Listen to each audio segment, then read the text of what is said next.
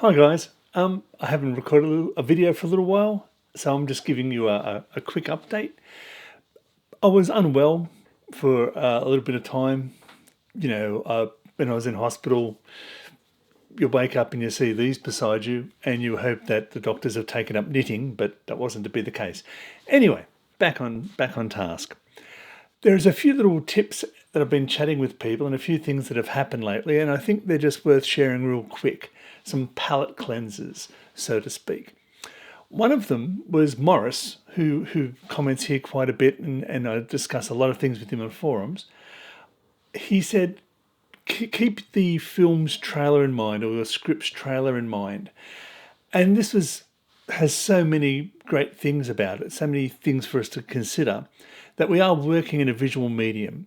So understanding that one day this will be a visual aspect. It's okay to think of, oh, we only have 3 lines of action and we should have dialogue broken up and don't use a parenthetical to do. All those are craft, and that's fantastic to keep your craft in mind. But also remember that it's a visual medium. To focus your story, think of the trailer, think of the advertising. Sure, the editors and the marketing department will come up with those ads. That's a given. But I took Morris's advice, and I had a pitch I had to go to, a meeting, and I had a show Bible I put together, and it was a bit wafty. It went on a bit long. And I thought, there's a major part missing in this Bible. Cut it down, get to the point. That's craft. But the one thing I didn't really emphasize was the look and feel. And I put that in. I actually put a small part on the look and feel. Not so much the tones and the colors, and it'll be washed out, it'll be desaturated.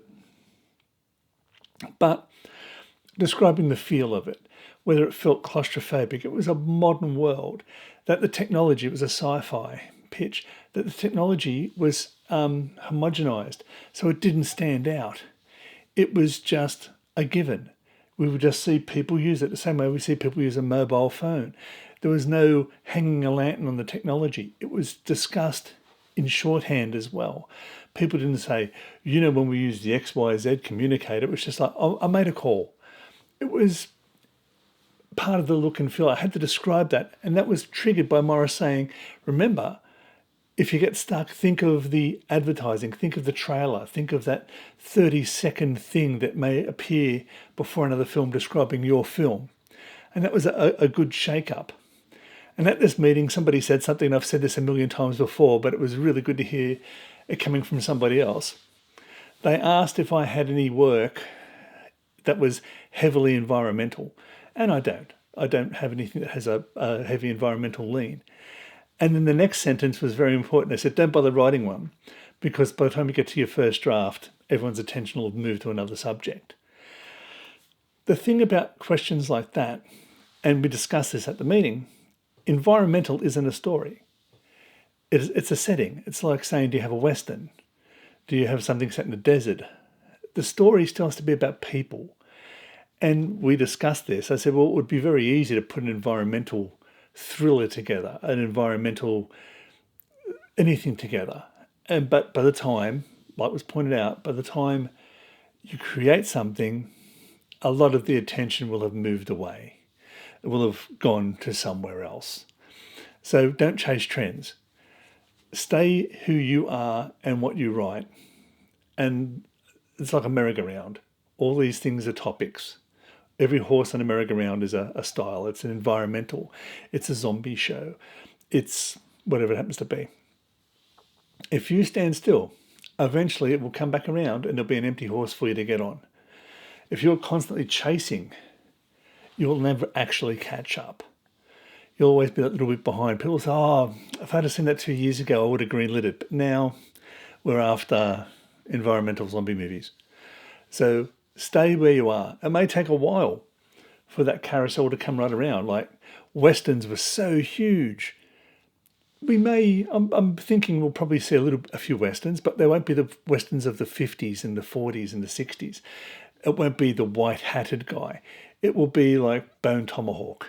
It will be a setting for telling other stories, and stories are about people, as we always say. Very, very short video. I'm just getting back into the swing of doing these things. I will do the live outlining one. So that's this week's video. Thank you for everyone who subscribed when I wasn't putting videos out. That was very, very kind.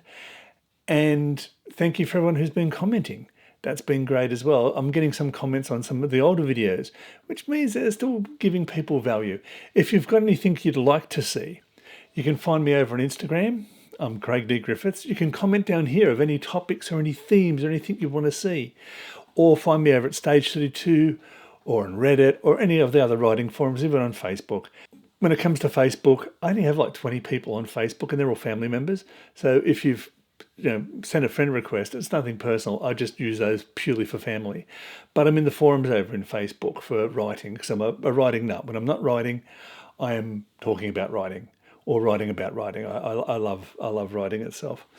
Okay, that's it. Thank you for everyone who's done these things. And until next time, keep writing. Bye, guys.